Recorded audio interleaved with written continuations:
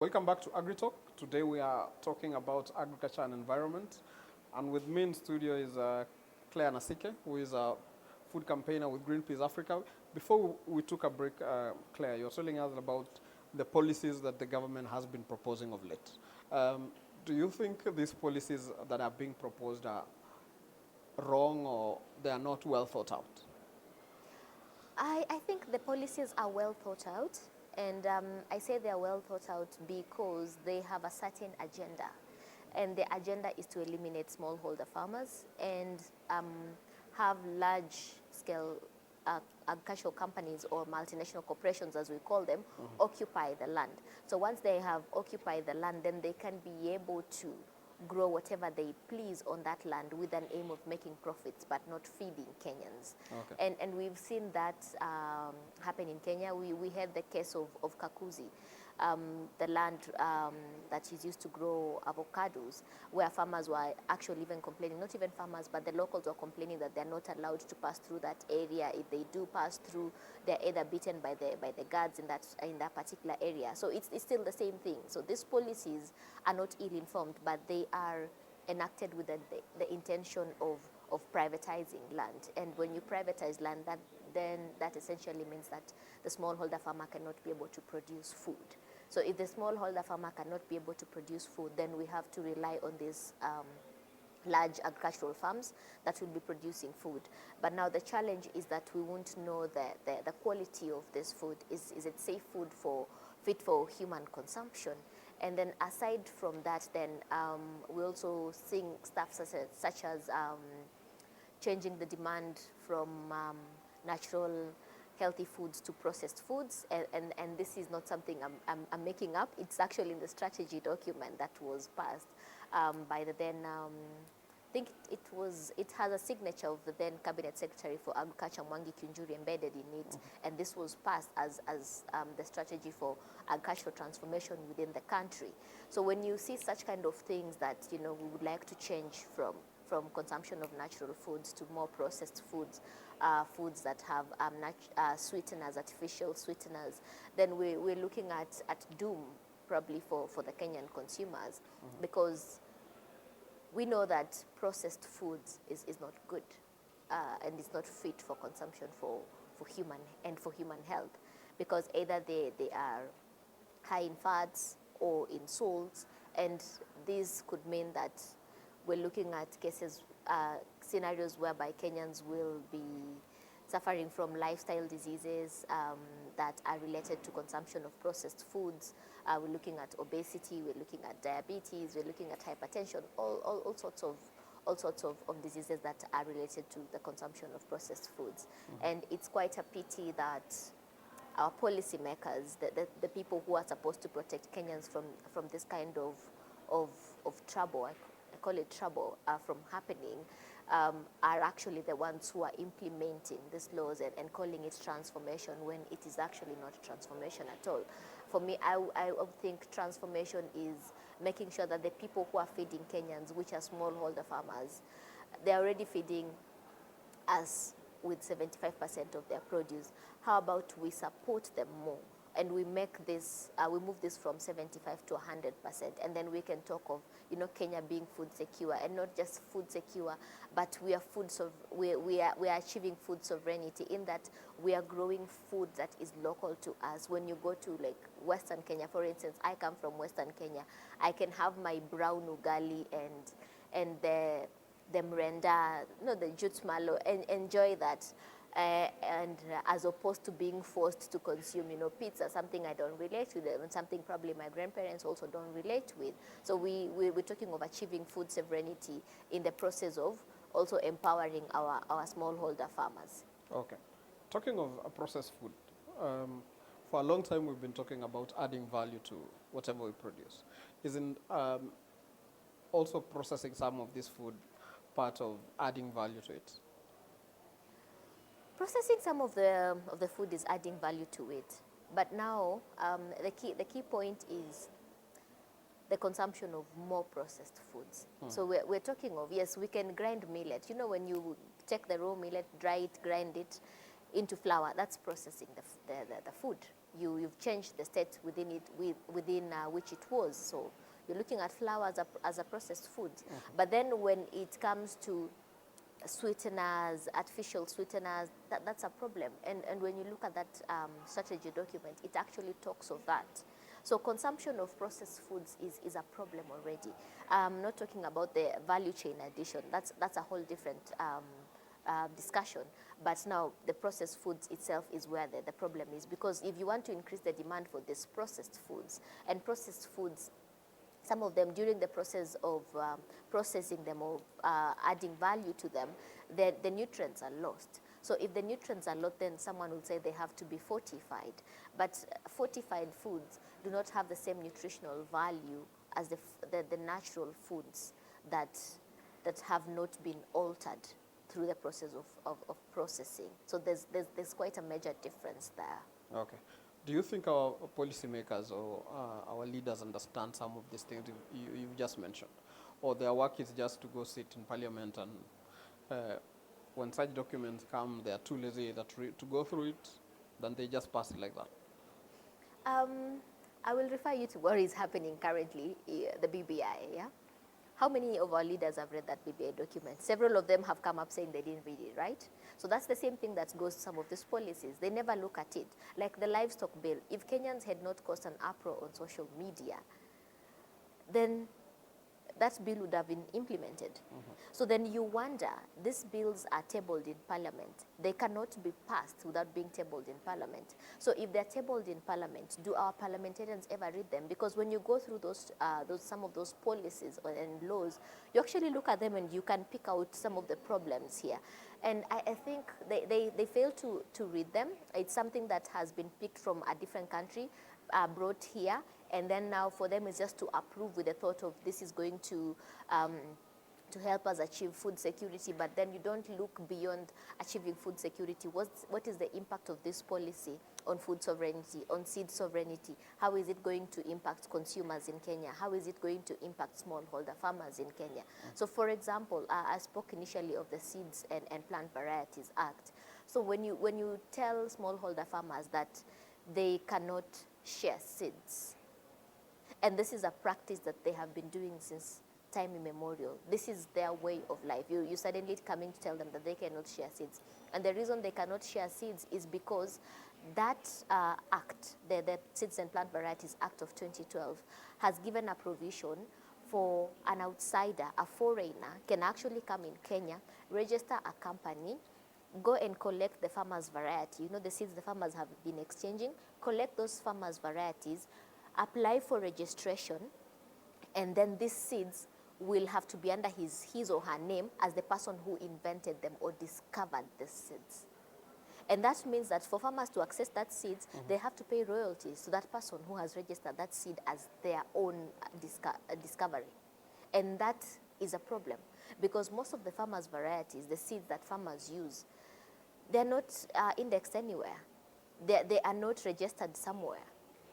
So when you say that someone can come actually and discover a seed variety, that's a problem already. That means you're barring farmers from producing, because now they'll have to buy seeds. If they don't buy that seed, they'll have to pay a fine. That's why you're seeing issues such as the Irish crop regulations, where farmers are being fined for growing a scheduled crop and they are unregistered, because you have to prove where did you get the seed from.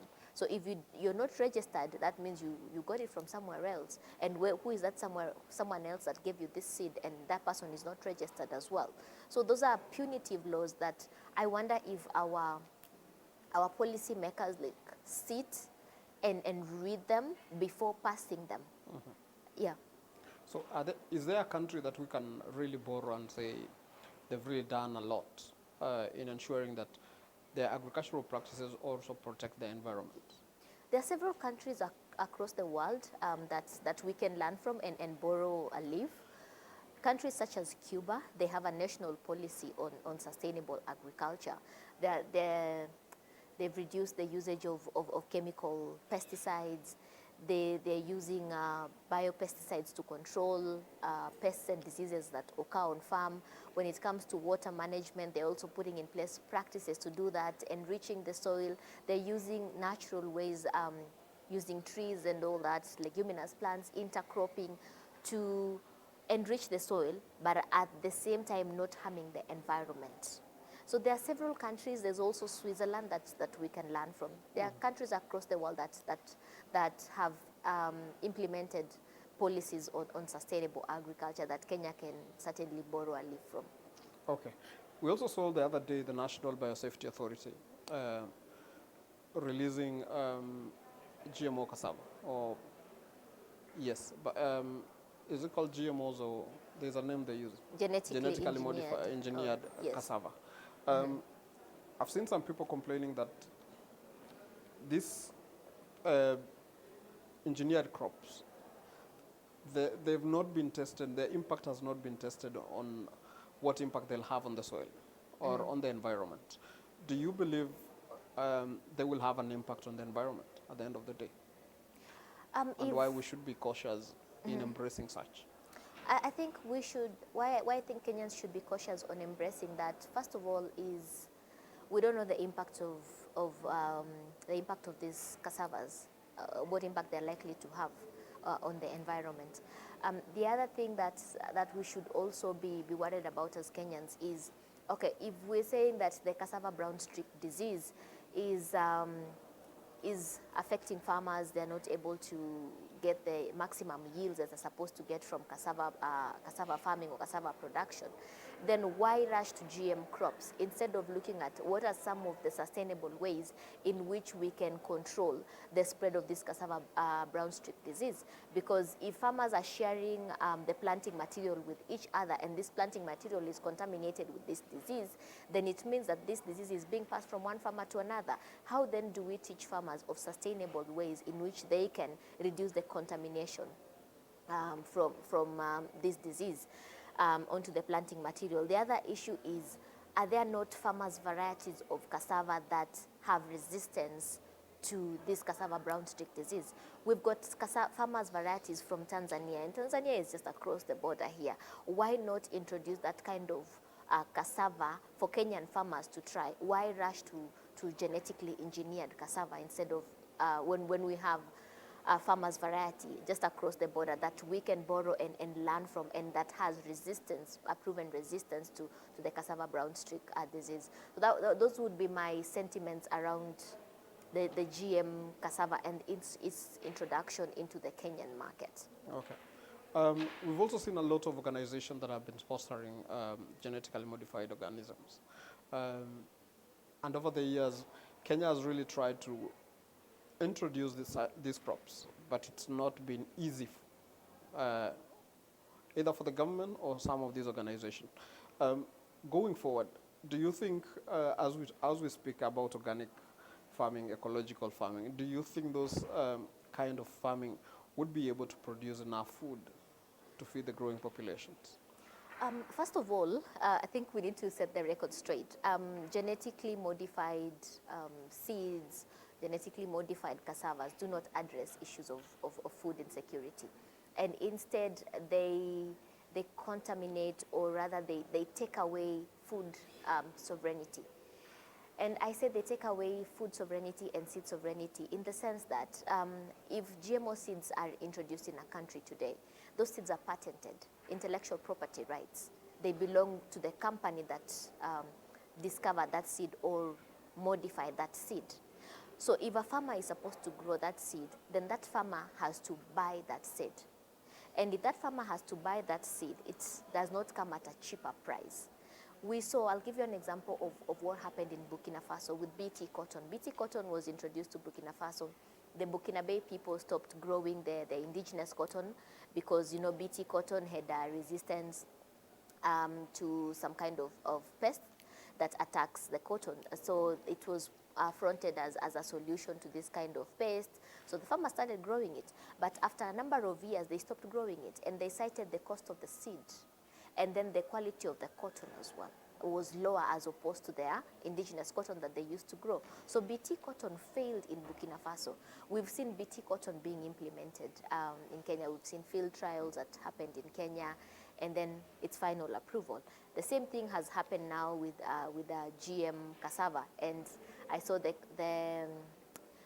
ministry, The ministry hinting at BT maize also being the next in line. So so some of these things are harmful, and GM particularly.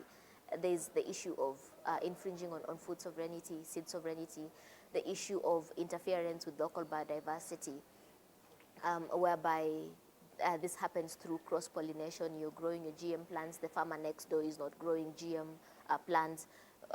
Cross-fertilization happens, and then, or cross-pollination rather happens. And then this farmer is taken to court for growing a GM crop without having purchased the seed from the authorized seller. Then this farmer has to pay a fine of a certain amount of shillings. This has happened in countries such as India, whereby farmers were growing potatoes, unknowingly the GM potatoes on their farms were taken to court because they were growing a patented crop and they had not purchased it. So such kind of issues, we're looking at issues with the biodiversity, contamination of our biodiversity, farmers being held at the mercy of multinational corporations that are behind these GM seeds and GM crops. Okay. So if we don't address some of these issues going forward, especially when it comes to the impact of agriculture on the environment, what will happen? What are the expectations in the future? In the future, the expectation is that our environment is going to be further degraded, particularly if we don't put in place certain measures, banning the use of harmful pesticides, or stopping farmers who grow food near the riverbanks not to use pesticides, or rather just stopping them altogether from the cultivation of food there, because soil erosion then leading to sedimentation within the riverbeds and the water sources. So we have to take measures, and this is where we ask for policies to support, for policies to actually stop farmers from carrying out certain practices. So one that I would just say top of my head is banning the use of chemical pesticides and chemical fertilizers. And these have a huge impact, not only just on soil and water and the environment at large, but rather also on human health. Okay. And how can we also bring in young people as advocates of some of these issues? Well, I'm here, I'm a young person, and I'm talking about it. There are very few of you. Yes, there are very few of us, and I think it's just a matter of us having this kind of conversations, because most of the time agribusiness is sold as, you know, the next frontier. Farming is the next thing for young people. But you see, you get in and then you start using chemical fertilizers, chemical pesticides, or you don't understand how the farm is supposed to run, the ecological process in which the farm and is supposed to run, and the soil replenishing itself, of how you're supposed to do that naturally. So I think it's important for young people to have this kind of conversations and find those experts, people who are experts in agroecology, to have this kind of discussion. So we just don't run when a company comes and tells us, oh, we have this fertilizer and your crops will look this big in a number of months. You know, you need to ask yourself, what is in that fertilizer that is making this crop grow this big? And what is the impact of that on my health? What is the impact of that in the soil? What is going to happen to the soil? So we just don't take things blindly, but we rather question, and you know, we ask analytical questions to understand. When you talk like that, I remember when it comes to food that we grow for export, especially to Europe, we meet a lot of standards that the Europeans have put.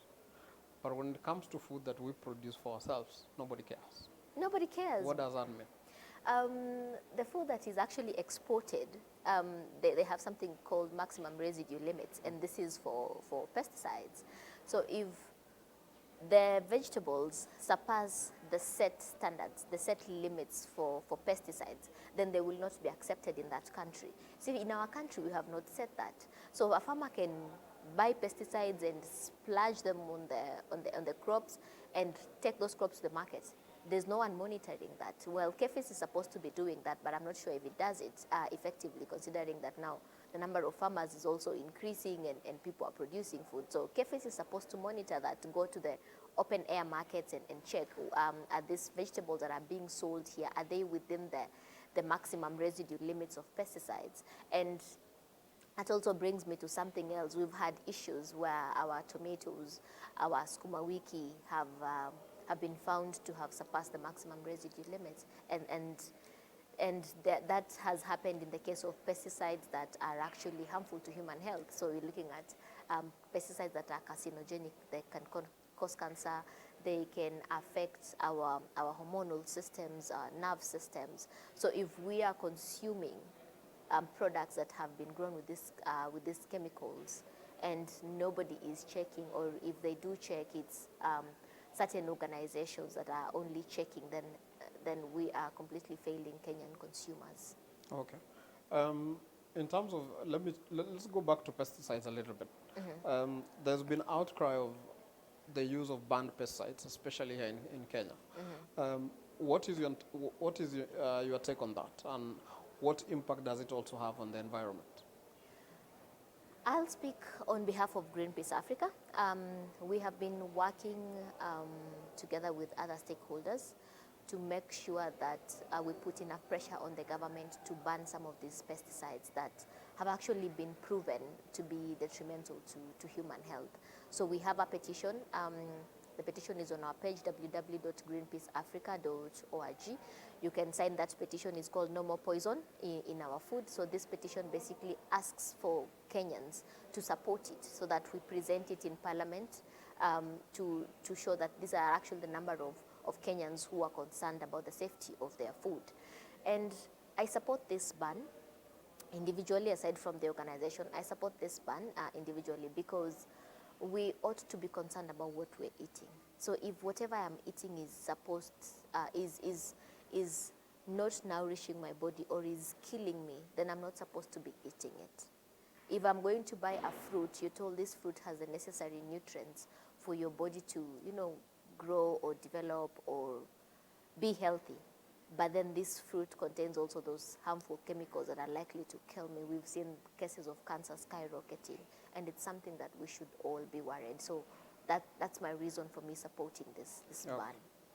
As we wind up, as we stay on the pesticides, there've also been the issue of the number of bees have drastically reduced, and some of them are based on the chemicals we are using. What does it mean if we lose all our bees? There's no pollination. That's one. If we lose the bees, there's no pollination. And if there's no pollination, there's no food production. So bees are linked to food production through pollination. And it's such a pity that, for instance, we did a study, Greenpeace Africa did a study on the pesticides that were being sprayed to control locusts. And we found that one of them was deltamethrin. And deltamethrin has been proven to be harmful to bees.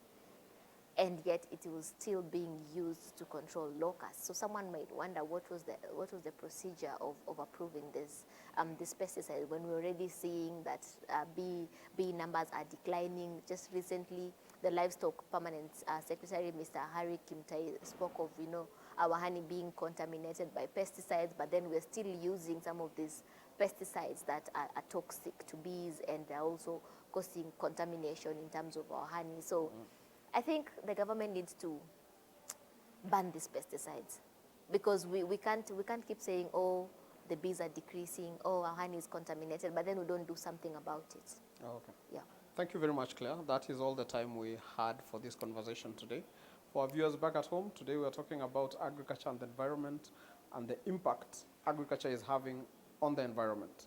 That is it from us today. Until next time, goodbye.